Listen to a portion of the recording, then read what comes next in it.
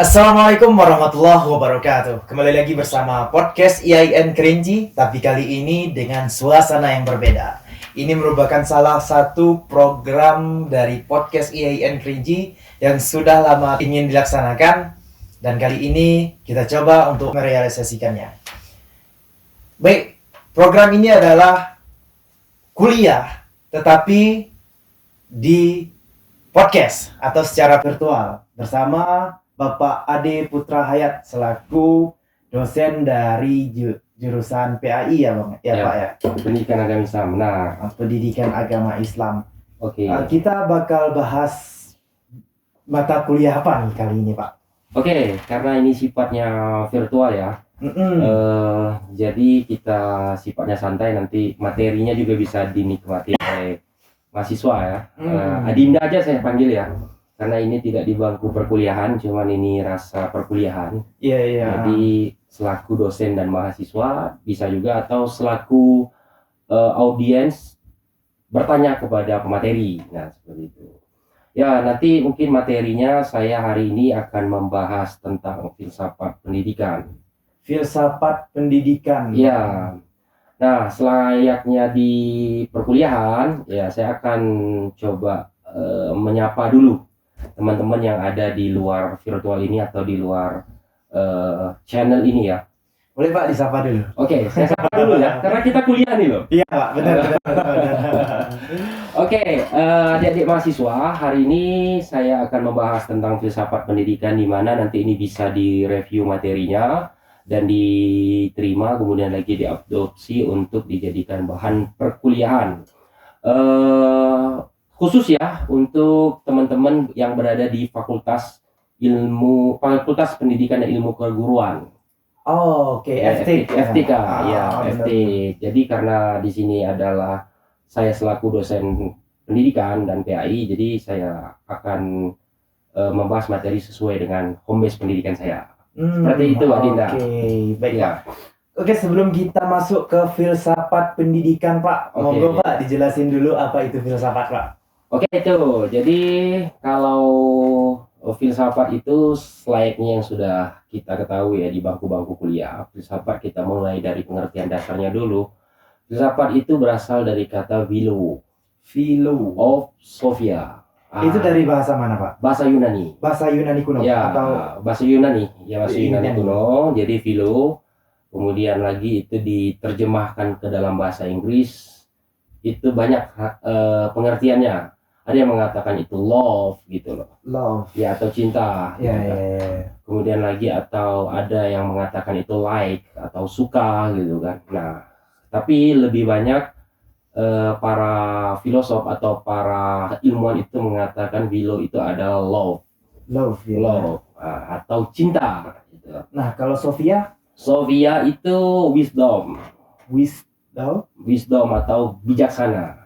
Oh, kebijaksanaan cinta atau cinta bijaksana? Cinta akan kebijaksanaan. Oh, cinta akan kebijaksanaan. Ya, makanya love of wisdom. Oh, love of wisdom. Cinta akan kebijaksanaan. Makanya filsafat itu kita mencintai kebijaksanaan. Oke, kalau digambarkan secara umum, Pak, yang paling mudah dimengerti filsafat apa, Pak? Sederhana sih sebenarnya. Orang aja mengatakan atau berpikir soal filsafat itu terlalu berat. Tapi filsafat itu sangat sederhana. Karena apa? Karena filsafat itu sangat masuk dalam konteks kehidupan. Contoh seperti ini. Ya,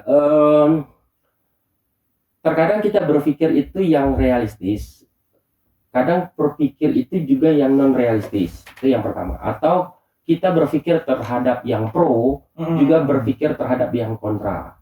Kalau dalam filsafat itu mana yang tesis, mana yang antitesis, mana yang berpihak, mana yang tidak berpihak. Nah, di situ kita mengambil jalan tengah, artinya kiat-kiat menuju kebijaksanaan itu apa saja. Nah, jalannya melalui salah satunya adalah filsafat. Contoh ini, Adinda Nasai ya, Adinda Nasai senang makan nasi goreng. Benar. Kalau saya itu senang makan nasi putih, tapi dengan sayur asam misalnya. Dengan prinsip sama-sama makan, Oke. tapi dengan pilihan yang berbeda. Nah, artinya tidak berarti saya tidak suka dengan nasi goreng dan juga tidak berarti saya itu suka dengan sepenuhnya dengan nasi goreng. Begitu juga sebaliknya. Maka mengambil dua sisi ini adalah kebijaksanaan. Oh, antara nasi goreng Dan sama nasi putih. Gitu. Benar, kita benar. kembali kepada prinsip dasarnya bahwa apa ini tujuannya apa, arahnya kemana. Artinya mencari suatu alasan kenapa sehingga dapat diputusnya suatu kebijaksanaan, seperti itu Pak? Ya, jadi tidak cepat untuk menjustifikasi bahwa semua kejadian yang terjadi itu adalah sifatnya mutlak atau benar gitu. Jadi filsafat itu sebenarnya bukan mencari kebenaran, tapi lebih mengarahkan kita itu ilmu itu lebih bijaksana dalam menyikapi sesuatu. Oke. Nah, semakin sering maka timbullah cinta. Maka timbullah di situ adanya keadilan. Di situ adalah timbulnya titik tengah gitu karena jalan-jalan teori, jalan-jalan ilmu itu seperti itu. Dalam hal ilmu akan masuk itu. Semua dalam hal ilmu akan masuk. Makanya filsafat itu tidak bisa dikatakan sebagai salah satu cabang ilmu, tapi karena dia ada di dalam cabang-cabang ilmu gitu loh. Dia selalu ada di cabang-cabang ilmu. Dalam ilmu politik ada filsafatnya. Berarti nggak bisa kita katakan bahwa filsafat itu cabang ilmu ya Pak ya? Ya, tidak bisa dikatakan cabang ilmu tertentu ya. Maksudnya kalau spesifikasi misalnya kayak pengetahuan sosial, ini ada jelas memang ilmu sosial.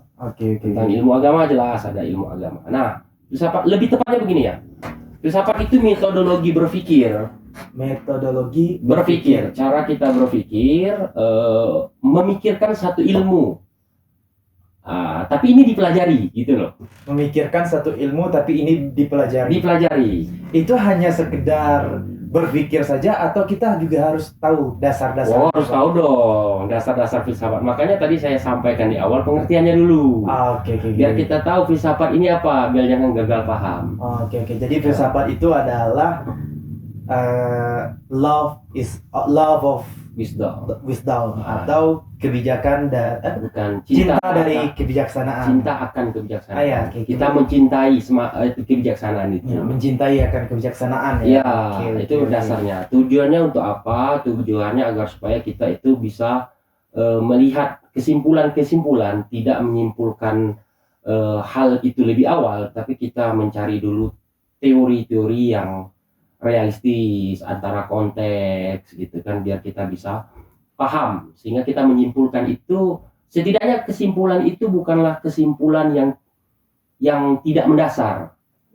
Nah, kesimpulan itu dilahir dari dari penjelasan ataupun logika yang punya dasar, punya landasan. Nah, begitu. Nah, itu tujuannya. Ini Pak, ada sedikit tanda-tanda dari operator kita tapi nggak terbaca ini apa. Boleh masuk saja operator, kenapa? Iya, silakan. Sebentar. Oke, nggak masalah. Jadi ini agak santai perkuliahan kita hari ini. Kita nggak terlalu formal. Gimana saudara operator? Ada apa ini? Ada kopi rupanya. Ada kopi, luar biasa. Ini memang perkuliahan santai ini ya. Oke, thank you. Ini luar biasa ini. Tim media centernya IAIN Kerinci ya. Iya, bukan OB ya Pak ya. Bukan OB ya. Bukan, media center. Oke, terima kasih Bang. Oke. Kita minum dulu Pak. Oke, siap. Wah, mantap nih kopi. Oke, terima kasih. Nggak banyak air Pak. Beda, ini seimbang antara kopi dengan gula. Nah, di dalam kopi juga ada kebijaksanaan Nasai. Gimana tuh Pak? Coba ada filosofi kopi ya. Iya sih. Filosofi kopi. Nah, kopi itu kalau sudah manis dia tidak kopi lagi. Apa tuh Pak? Gula.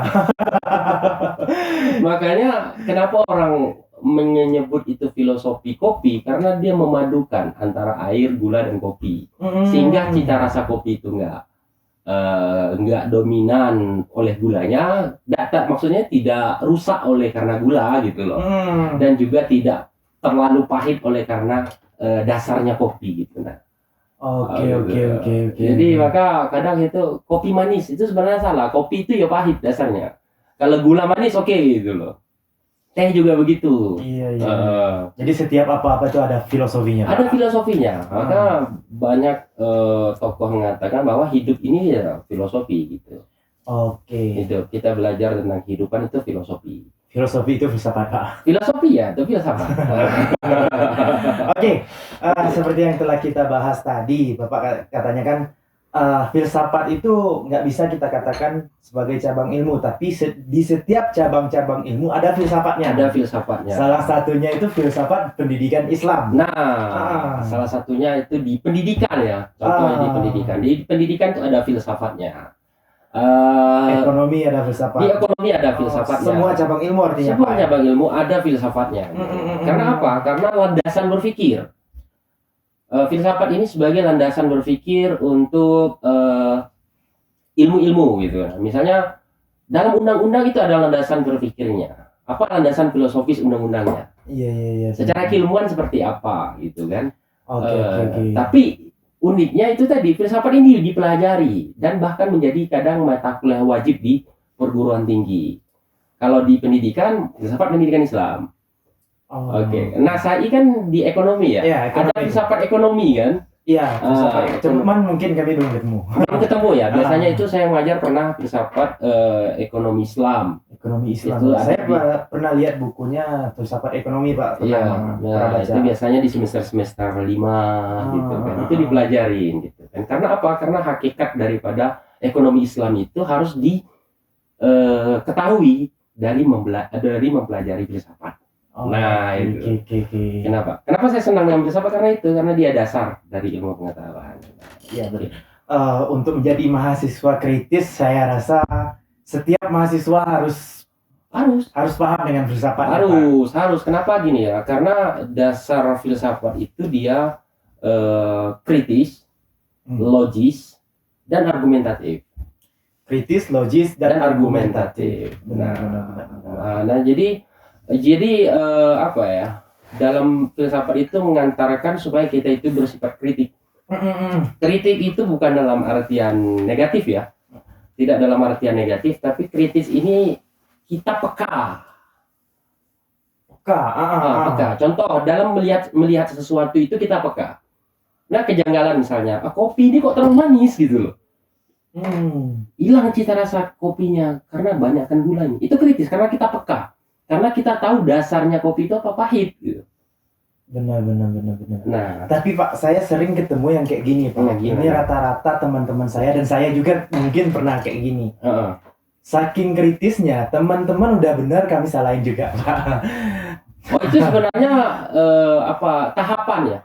Jadi dalam berpikir itu punya tahapan, Asai. Sehingga menimbulkan kebijaksanaan itu punya tahapan. Makanya saya bilang tadi dasarnya itu kita kritis dulu. Jadi sebenarnya positifnya ketika mahasiswa itu kritis dia tidak ada logisnya sama sekali, seperti yang saya sampaikan, itu dia memulai tahapan pertama berfilsafat. Karena dia kritik dulu nih, melihat sesuatu yang di depan itu salah semuanya. Artinya peka ya, Pak ya. Peka. Ini sudah salah satu modal agar supaya mahasiswa itu bisa berfilsafat. Nah, dengan dia kritis itu sebenarnya sedang menikmati filsafat sebenarnya. Berarti tahap awal. Tahap selanjutnya itu gimana? Logis. Berpikir logis. Logis ini dalam logis itu berpikirnya harus sistematis, teoritis gitu kan. Kalau kita di mahasiswa ya harus intelektual. Jadi punya dasar logisnya. Misalnya logisnya seperti apa gitu. Misalnya mungkinkah orang mengendarai motor tanpa belajar? Kan tidak logis gitu ya. Benar. Nah, harus realistis juga. Tidak sekedar argumentasi saja, tidak sekedar tidak sekedar logis saja, tapi juga teoritis bersifat praktis juga gitu loh. Karena sehingga lahirlah logis gitu. Misalnya begini. Kita tidak mungkin membicarakan soal motor, tapi kita tidak pernah mengendarai motor gitu. Iya, benar. Artinya ketika berpikir kita jangan sampai meninggalkan pikiran, Pak. Dan jangan sampai berpikir, jangan sampai meninggalkan pikiran dan harus diaplikasikan. Oke. Itu. Jadi kadang orang kan banyak ngomong tentang kritis apa segala macam dengan logika berpikirnya gitu kan, tapi tidak tahu bagaimana sisi lain kehidupan gitu loh. Oke. Nah, makanya sifat-sifat itu nanti akan lahirlah argumentasi yang objektif. Yang berdasarkan teori ya. Teori, pengalaman juga, praktik juga gitu loh. Oke. Nah, makanya makanya pengetahuan filsafat itu sangat berkembang ya. Dari mulai masa awal mula filsafat gitu kan di zamannya Thales tadi. Aristoteles. Bukan Thales. Oh. Thales kemudian lagi di zaman sejarah filsafat itu adalah Alexandria. Aleximenes gitu. Ya, banyak tuh namanya. Itu tokoh-tokoh filsafat. Tokoh-tokoh filsafat pada zaman permulaan. Oke. Pada zaman permulaan di mana ada mungkin saya pernah belajar filsafat bahwa air itu adalah sumber kehidupan. Nah, air itu sumber kehidupan. Nah, itu di mana orang mencari kata gitu, mencari teori, melihat bahwasanya kok air ini turun terus. Dan ketika ke darat, loh air ini menjadi konsumsi kita gitu loh. Iya benar. Coba kalau nggak ada air. Tapi di situ subjektif. Kenapa? Thales waktu saat itu dia rumahnya itu dekat pinggir pantai. Jadi filsafat itu mulanya dari subjektif dulu, baru dia objektif, Nasai. Iya. Karena sesuatu yang kita lihat, sesuatu yang kita rasakan itu adalah subjektivitas. Apa yang di depan mata kita, apa kita sentuh itu adalah subjektivitas. Nah, Thales itu dia rumahnya di pinggir pantai. Jadi jadi melihat pantai, air hujan turun, kemudian lagi, air sumber kehidupannya air. Jadi saya sering dengar itu Pak, air itu sumber kehidupan, itu teorinya Thales Pak. Iya. Oke. Itu tuh teorinya Thales yang menyampaikan itu. Nah, kemudian lagi dilanjutkan oleh murid-muridnya, ada beberapa muridnya itu Descartes, ada Aleximenes, ada Alexandria di bawah setelah itu.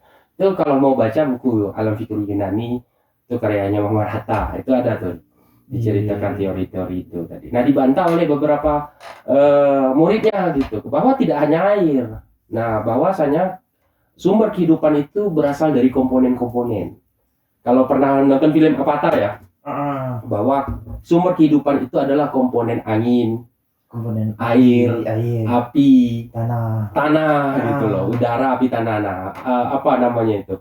Kalau dalam Avatar itu apa namanya? Saya pernah nonton tapi lupa. Sebenarnya itu sedang filsafat itu. Iya. Nah, itu filsafat. Jadi kalau kata Alexander itu begitu gitu loh. Oke. Dibantah itu. Nah, makalah berkembang. Makanya ada filsafat nanti lahirlah filsafat baru nanti sampai zaman itu ada Aristoteles gitu kan. Ada Plato juga itu. Kalau Aristoteles itu dengan logikanya Aristoteles gitu kan. Itu banyak. Makanya setiap tokoh filsafat itu melahirkan teori-teori baru.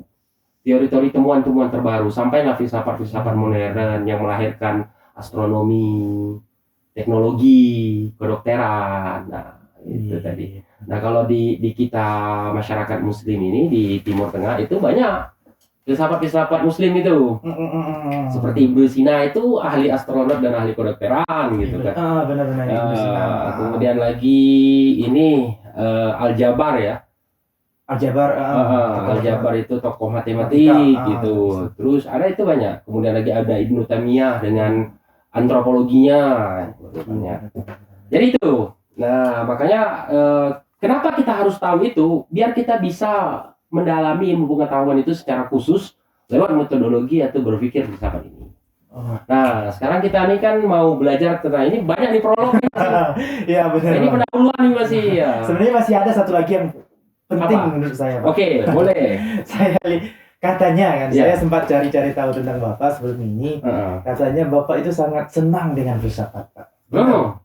Nah, sejak kapan Bapak sangat senang dengan filsafat ini, Pak? Dulunya saya sih sebenarnya mahasiswa bukan yang anti, tapi yang tidak mengetahui filsafat itu apa, sehingga saya menjustifikasi bahwa filsafat itu salah. Oh, jadi pernah karena bukan anti, tapi salah gitu kan, berpikirnya salah ini. Karena apa? Karena kadang di filsafat itu cenderung orang mengkritik orang-orang filsafat itu secara subjektif. Kadang itu dosen misalnya mengaitkan ilmu filsafat dengan Tuhan. Sebenarnya itu ada ilmunya. Iya, iya. Kalau dalam filsafat itu kan ada estetika, etika, logika, dan terakhir ada metafisika. Metafisika itu kita berbicara tentang di luar dari fisik-fisik manusia, di luar dari fisik-fisik dunia. Nah, itu tadi. Nah, filsafat itu biasa disebut dengan filsafat teologi. Filsafat teologi kan banyak aliran-aliran filsafat Islam itu kan. Iya, iya, benar. Mu'tazilah, Jabariyah, Qadariyah. Nah, itu aliran-aliran dalam filsafat Islam sebenarnya dalam berpikir. Kalau di dalam mata kuliah itu namanya ilmu kalam. Dalam mata kuliah itu namanya ilmu kalam. Nah, saya senang dengan itu ketika saya mengetahui dasar filsafat itu waktu S2 di UIN Jogja. S2? Ya, baru S2 saya bukan paham, tapi lebih mengenai, oh ternyata filsafat ini. Itu di tahun berapa, Pak? Tahun 2014. 2014? Ya, saya mulai kuliah di UIN Sunan Kalijaga. Nah, memang di situ kalau orang anggap agak sedikit kalau orang yang tidak mengetahui, dia akan menjustifikasi bahwa rata-rata mahasiswa UIN Jogja itu agak liberal gitu. Ini salah kalau menurut saya. Berpikir kami waktu bukan SPEK ya, PBAK ya, kalau di UIN atau IAIN itu PBAK. Iya, PBAK. Waktu PBAK jelas, rektornya waktu itu Pak Musa namanya, Pak Musa Sari. Di UIN Jogja itu, Pak? Iya, waktu itu beliau mengatakan untuk mahasiswa-mahasiswa baru UIN Sunan Kalijaga Yogyakarta, silakan berpikir sebebas-bebasnya dengan tidak bertindak sebebas-bebasnya. Itu. Silakan berpikir dengan sebebas-bebasnya dengan tidak bertindak sebebas-bebasnya. Iya. Karena akal kita tidak punya batas. Ya, benar. Batas akal itu kalau kita tidak bisa lagi berpikir. Masih bisa berpikir, kita punya batasan untuk memikirkan apapun. Tapi dengan tanpa bertindak loh, gitu loh. Ya. Nah itu, lo mulai saya wah ini keren ini. Dulu saya agak tidak suka dengan filsafat, tapi di sini dibuka jalan. Ternyata filsafat tidak serumit yang saya bayangkan. Karena mungkin saya tidak berawal dari teori-teori dasar seperti tadi ya. Nah itu mungkin yang di luar sana mungkin kalau mau coba belajar filsafat, coba mulai gitu kan, tapi jangan menjustifikasi dulu gitu kan. Asik belajar filsafat itu asik, karena kita dalam bersikap darah itu agak lebih bijaksana. Gitu. Iya benar. Kita bisa berpikir, oh ternyata ini, gitu. Itu kalau dilanjutkan ini bakal lama. Kita bicara filsafat itu sangat banyak dari apa yang Bapak timbulkan itu sangat banyak yang pertanyaan baru. Banyak sekali pertanyaan baru. Nah, sifat filsafat begitu, Saya tegaskan dulu bahwa sifat filsafat itu ketika kita sudah kritis, kita ketemu logisnya, dan ketika lahir argumentatif, dan itu akan lahir juga pertanyaan baru. Nah, pertanyaan-pertanyaan baru itulah yang akan melahirkan ilmu, pengetahuan. Benar. Nah, jadi begitu terus alur filsafat itu. Makanya filsafat itu tidak mutlak, dia absurd. Selalu tanda tanya itu. Selalu jadi tanda tanya. Nah, walaupun sudah dipertanyakan akan dipertanyakan lagi. Akan dipertanyakan lagi di kemudian hari. Benar. Oke, kita langsung masuk saja ke pendidikan Islam yang menjadi topik utama kita pada hari ini, Pak. Oke, tadi sudah selesai prolog gitu kan, mahasiswa-mahasiswa ya, khusus mahasiswa PAI. Sekarang kita materi filsafat pendidikan Islam. Ya, saya fokusnya di hakikat manusia. Hakikat manusia. Karena tadi sudah ada prolog tentang prinsip filsafat ya. Kita langsung saja ke hakikat manusia. Oke. Dan masyarakat dan ilmu pengetahuan alam dan ilmu pengetahuan. Oke. Nah, begini ya Sari. Ini jadi filsafat itu awalnya filsafat alam. Filsafat alam. Jadi permulaan filsafat itu dimulai dari filsafat alam. Yang kata Thales tadi kan, bahwa air itu ada sumber. Karena orang melihat alam dulu. Nah, setelah perkembangan filsafat baru bergeser ke filsafat manusia. Filsafat manusia. Mengetahui manusia seperti apa, psikologi manusia bagaimana gitu. Nah ini gitu loh. Makanya ketika belajar pertama itu prinsipnya baru manusianya. Oke. Nah ini manusia itu dalam bahasa Inggris disebut man ya. Ini sebenarnya dari asal kata bahasa Anglo atau Saxon. Man atau mens dalam bahasa Latin, bukan mens perempuan ya. Iya, benar, mens Latin. Nah, mens ini dalam bahasa Latin itu berarti ada yang berpikir. Oke, ada yang berpikir. Nah, jadi kaitan dengan filsafat gimana? Jadi manusia itu sebenarnya kata-kata ada yang berpikir.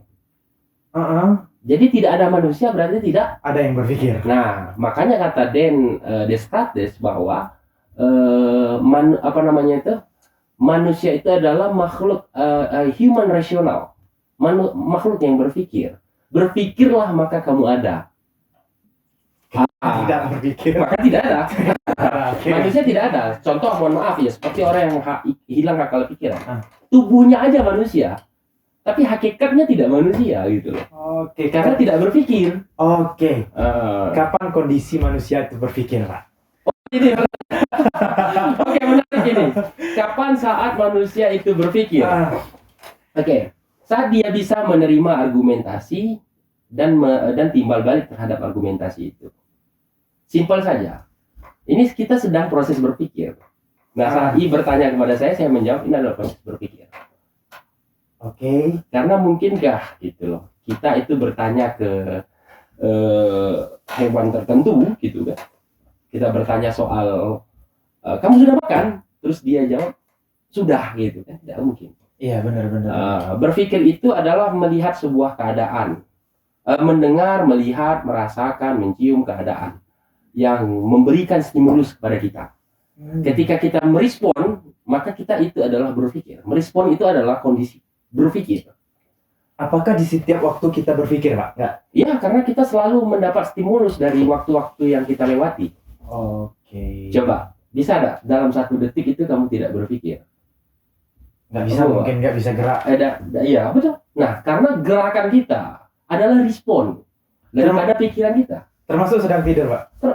Termasuk sedang tidur. Tertidur itu adalah bagian dari berpikir yang bukan yang pasif atau yang non aktif. Berpikir yang non aktif. Ya, berpikir yang non aktif. Tapi walaupun tidak berpikir secara normal, dia tidak berpikir. Karena mengapa? Pernah tidak mengetahui ataupun mengingat mimpi-mimpi yang terjadi dalam tidur? Pernah. Karena apa? Jalan pikiran kita itu terhubung dengan waktu kita tidur. Iya, benar. Ketika hilang pikiran kita dalam tidur, maka kita tidak akan ingat mimpi semalam, Pak. Coba ketika orang gila, coba tanya kapan dia sudah sedang gila ingatan, kapan dia gila. Pernah bisa dia tahu nggak? Nggak tahu, karena memang hilang ingatannya. Iya. Makanya tidur itu setengah daripada hilangnya nyawa, gitu. Setengah dari nyawa, setengahnya kita masih bisa berpikir. Kita masih bisa merasakan keadaan, gitu masih. Tidur itu hanya menetralisir tubuh, karena itu kebutuhan. Iya. Berarti kita masih berpikir pada saat itu, Pak. Ya? Berpikir, cuman tidak seaktif ketika kita mengaktifkan pikiran seperti ini, gitu loh. Contoh, ini saya contohkan. Mana manusia yang tidurnya berpikir? Gus Dur, coba. Benar. Ketika saat sidang paripurna atau pertemuan kan, dia tidur, gitu loh. Kan saya ditanyakan loh, kok Gus tidur gitu loh. Terus suruh disimpulkan kok nyambung gitu kan? Iya gitu kan. Saya mata saja saya yang tertidur gitu kan, tapi hati saya, pikiran saya tetap bekerja gitu. Beliau itu visioner. Kan itu. Jadi tetap berpikir gitu kan. Mungkin kita saja nggak bisa seperti beliau kan. Iya. Oke, lanjut. Anthropos Yunani. Anthropos, seorang yang melihat ke atas atau wajah manusia. Maksudnya seperti ini. Melihat ke atas itu dia selalu berpikir visioner. Itu manusia. Manusia melihat berpikir visioner ke atas, terus ke atas gitu loh kan. Nah, seperti ini dilakukan seperti Plato. Plato itu punya sumur. Dulu dalam cerita Yunani kuno itu Plato itu punya sumur. Kenapa Plato itu punya sumur? Karena begini. Dulu Plato itu sering melihat ke atas.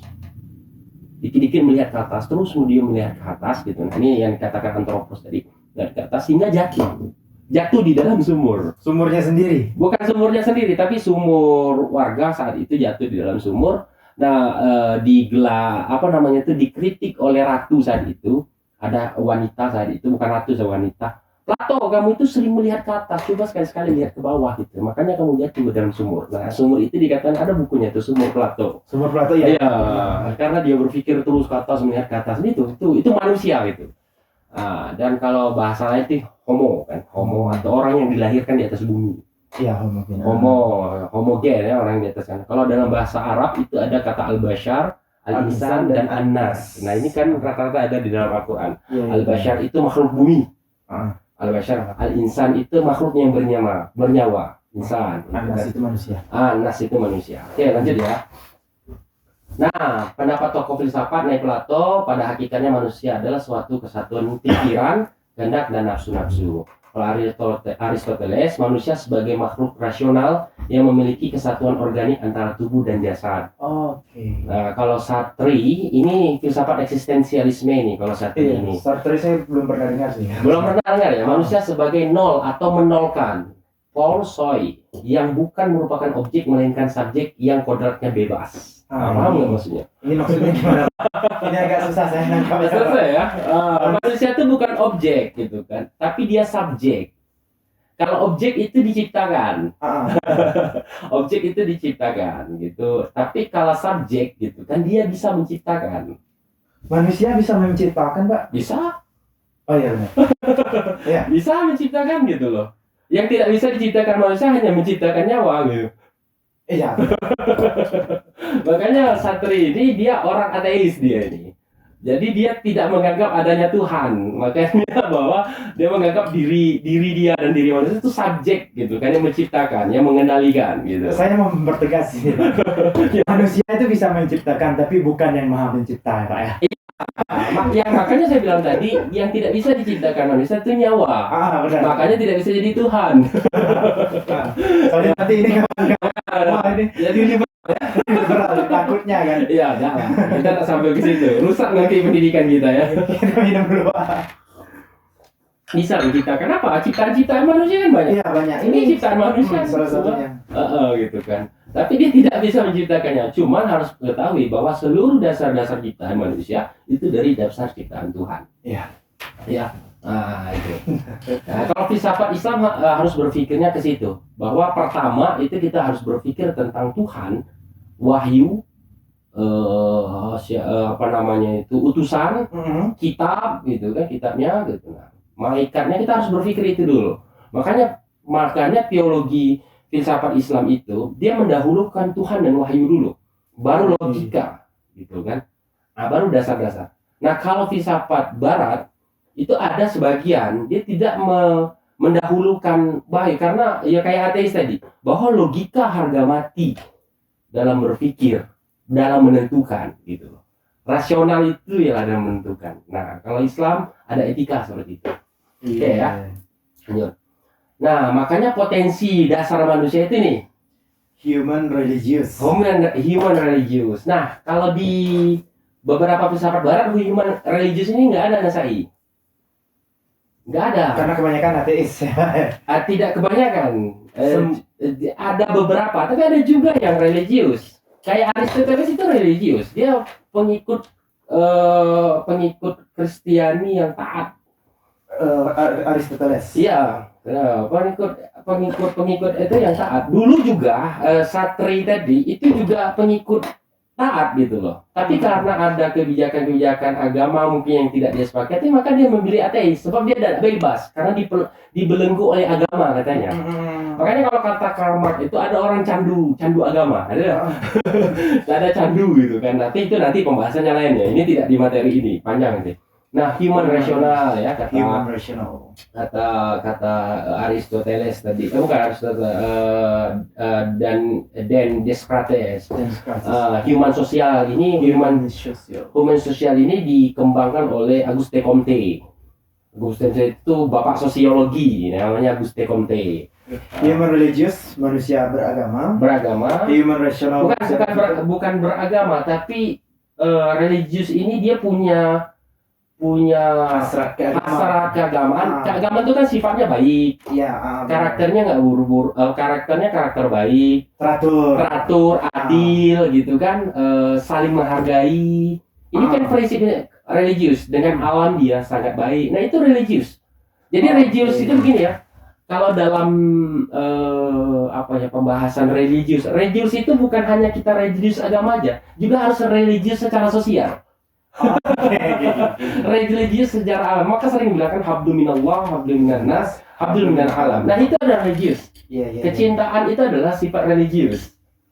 Nah, cuman dia dikaitkan dengan sifat-sifat agama gitu.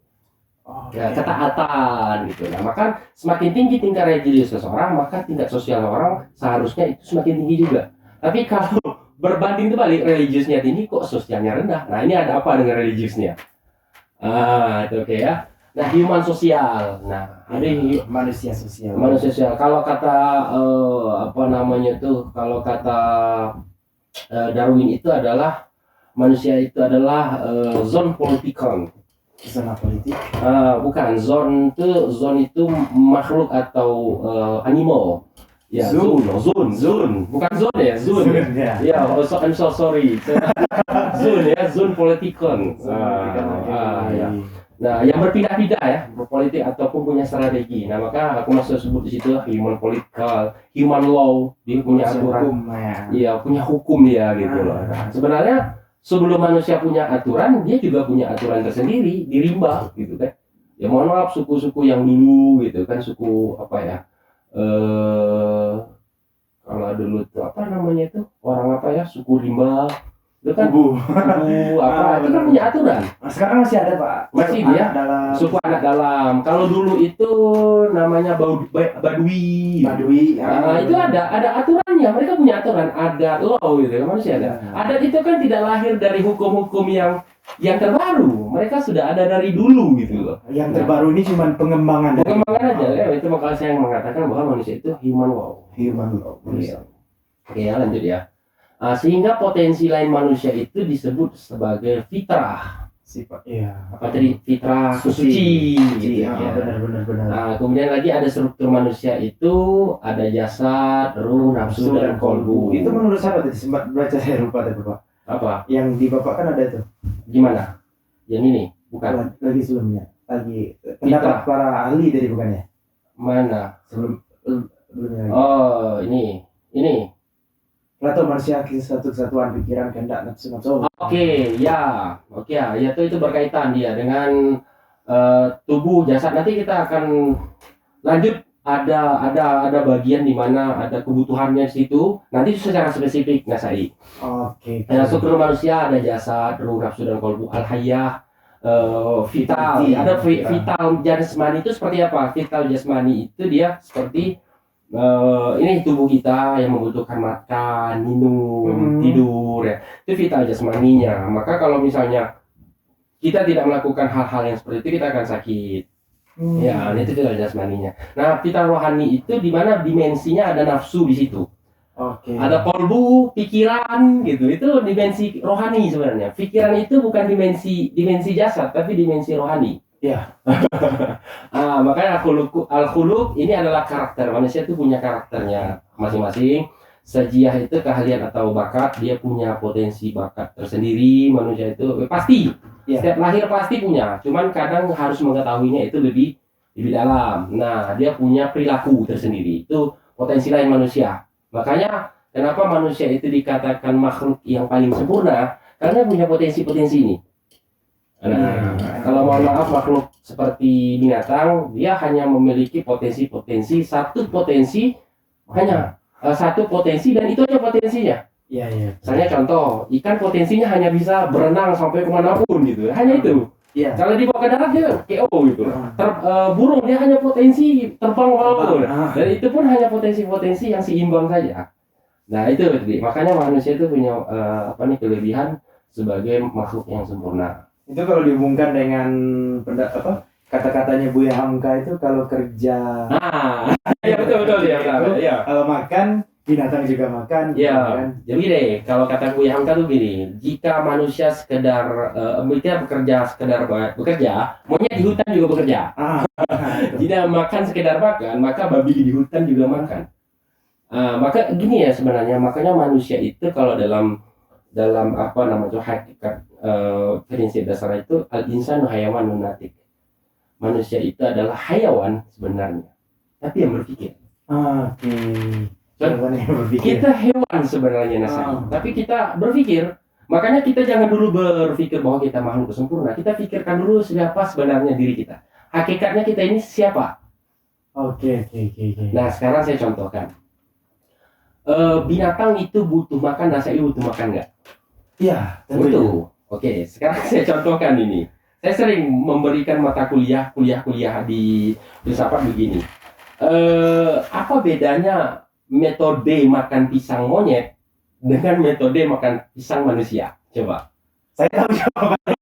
Tapi kayaknya saya pura-pura nggak tahu aja. Oh iya. Gimana coba? Gimana? Nasai tahu nggak? Ya. Tahu nggak? Nah, coba kalau Nasai buka pisang itu bagaimana caranya? Ya, dibuka kulitnya. Ya. Kalau monyet itu dibuka kulitnya juga, Iya. dibuka kulitnya gitu kan, dia pakai tangan gitu loh. Jadi bagaimana cara berpikir, cara berbeda makan pisang dengan monyet itu. Nah, monyet memandang sesuatu makanan, pisang itu hanya sebuah makanan, Benar. tidak berpikir yang lain. Iya. Kalau manusia memandang pisang itu bisa jadi pisang goreng, bisa Iya, jadi benar. pisang kepet gitu kan, bisa jadi pisang apalah gitu kan, dan bisa ditanam. Makanya saya bilang tadi manusia adalah human capital. Iya. Jadi dia bilang makanan itu bukan sekedar makanan gitu. Nah itu. Tapi wajar kalau manusia itu berpikir itu adalah makanan, sebab itu adalah kebutuhan dasar. Nah ini dia. Iya. Ya apa? Monyet pun punya kebutuhan dasar gitu. Punya kebutuhan dasar. Artinya ini yang disampaikan oleh Abraham Maslow. Ini Abraham Maslow. Bahwa manusia itu tingkat dasar pertama kali dia itu kebutuhan fisiologis.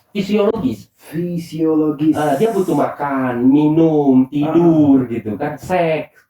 Nah Ya, itu tadi benar. kan banyak, mohon maaf itu banyak manusia dengan cara bertingkah berlaku itu layaknya binatang. Iya, benar. Oke. Berhubungan di luar nikah itu kan metodologinya binatang. Benar. Coba saya lihat kucing-kucing yang di jalan gitu kan, dia tidak lihat lagi gitu, dia tidak punya etika lagi kan. Kambing-kambing apa mau gitu kan. Lah itu iya, karena itu kebutuhan dasar dan bisa dilakukan oleh binatang dan bisa dilakukan oleh kita. Iya. Itu apalagi coba makan gitu loh kan. Seperti tadi kan. Seperti tadi. Nah, monyet diambil haknya dia marah gitu. Benar. Nah, kita diambil haknya kita marah gitu kan. Tapi bagaimana kita merelakan itu baru manusiawi. Makanya orang bilang, kamu nggak manusiawi sekali gitu loh. Karena apa? Karena dia masih mengukur kebutuhan dasarnya, bukan kebutuhan tingkat ke depannya. Yang kedua, dia kebutuhan akan keamanan. Manusia butuh keamanan. Lainnya binatang butuh rumah, tempat tinggal, kita juga butuh. Nah, cuman bagaimana kita mengintegrasikan antara pikiran dengan kebutuhan kita. Kebutuhan sosial tadi, kebutuhan akan kasih sayang, memiliki, gitu kan? Rasa memiliki ada. Itu kucing kalau diambil anaknya marah nggak? Marah. Karena apa? Karena dia memiliki. Itu adalah naluri. Nah, kita juga punya naluri. Iya. Tapi dia tidak punya kasih sayang, kita punya kasih sayang. Makanya kan banyak nih, mohon maaf, orang tua yang tidak punya naluri tapi tidak punya kasih sayang. Iya, benar Pak. Contoh, ya dia naluri ada kibuan. Nah, kemudian anaknya di kecil-kecil bila titip panti asuhan misalnya kan, dibiarkan gitu. Nah, ini kasih sayang.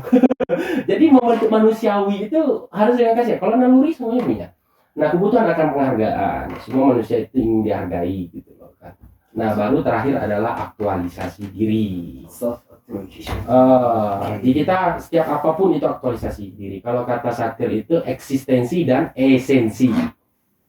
Itu tingkat kebutuhan paling tinggi Pak. Tinggi. Kalau orang ini sudah terpenuhi, dia harus bisa beraktualisasi diri.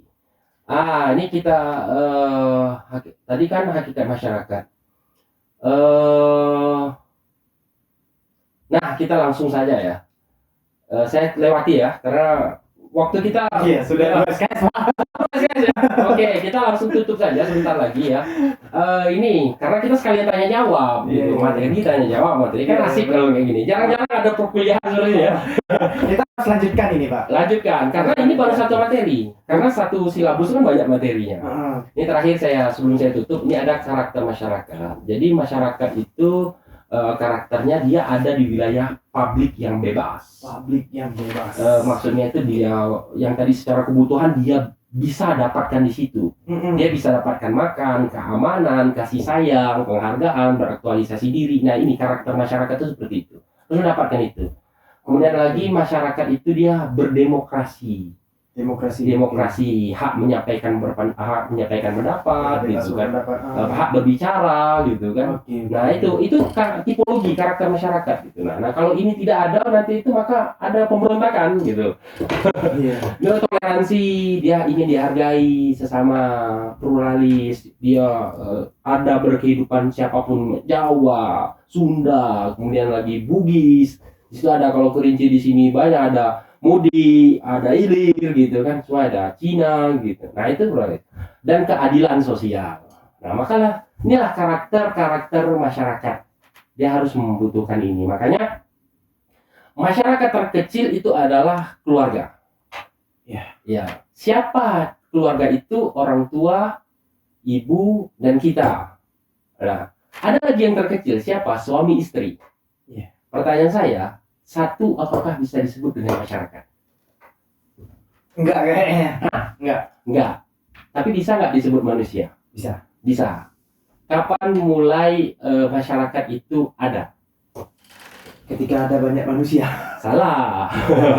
Nah, ketika Adam ingin ditemani, maka timbullah masyarakat awal gitu.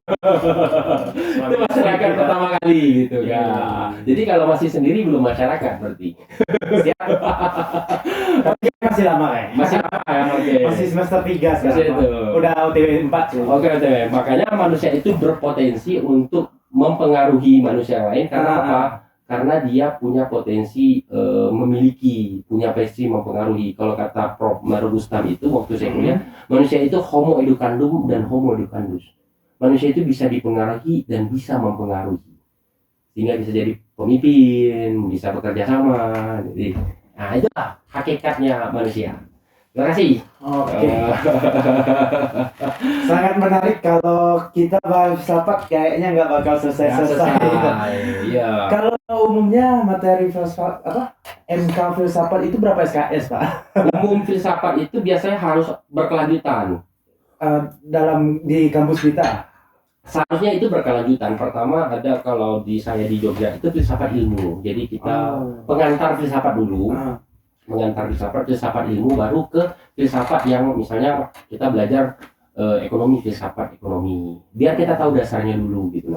Nah terkadang kan mahasiswa kita belajar filsafat sementara tidak tahu dasarnya. Saya kan ngajar filsafat pendidikan nih di biologi. Nah saya tanya, sudah pernah belajar filsafat sebelumnya belum? Makanya yang saya ajari itu sebenarnya bukan filsafat pendidikan Islam dulu, tapi pengantar filsafat. Nah, baru filsafat ilmu, habis itu baru jurusan-jurusan filsafatnya, biar kita paham dengan filsafat itu. Jadi itu ya teman-teman semuanya ya, semoga ilmu atau materi kuliah ini bermanfaat ya, yang bisa diadopsi untuk perkuliahan filsafat gitu kan. Nah ini bagian dari pembelajaran virtual gitu kan. Nah untuk sebagai penutup Pak. Oke. Pesan-pesan terakhir dalam berfilsafat Pak untuk mahasiswa IAIN Kerinci dan seluruh mahasiswa Indonesia atau bahkan dunia yang menyaksikan podcast ini Pak. Oke. Boleh Pak? Jangan pernah takut berpikir. Jangan pernah takut berpikir, karena pikiran kita itu cuma ada dua. Kalau tidak ditafsirkan orang benar, ditafsirkan orang salah. Oke. Nah, karena filsafat itu bukan mencari kebenaran, tapi mencari kebijaksanaan. Maka berpikirlah bebas dengan tidak bertindak bebas. Gitu. Intinya seperti itu. Jangan takut berpikir. Selagi kita bisa berpikir. Kalau kita nggak bisa berpikir lagi kan, itu. Itu cluenya dalam berfilsafat gitu. Intinya jangan takut berpikir. Oke.